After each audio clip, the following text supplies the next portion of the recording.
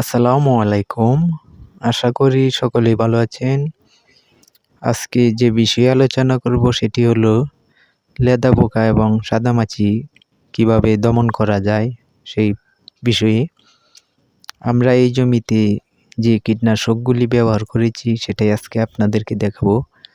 বন্ধুরা, ওই টমেটো গাছের আজকে 30 দিন বয়স।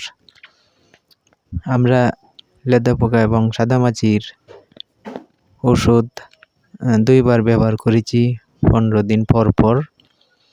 সাদামাছির ওষুধটি কম ব্যবহার করলেও চলবে, কিন্তু লেদা পোকার ওষুধটি নিয়মিত ব্যবহার করতে হবে।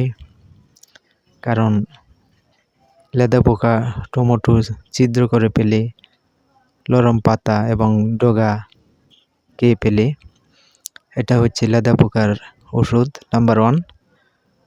এটা আমরা 15 দিন পর পর প্রথম থেকে শেষ পর্যন্ত জমিতে দিয়ে দিব। দেখুন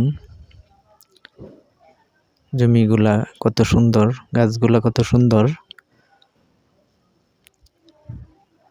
এরপর যে ওষুধটি ব্যবহার করব সেটি হচ্ছে স্ক্রিনে দেয়া আছে।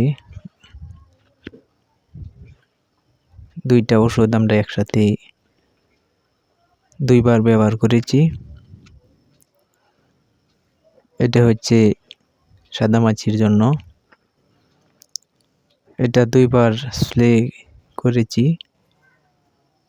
আর আরেকবার করলেই হবে। আর লেদা পোকাটা নিয়মিত ব্যবহার করতে হবে, কারণ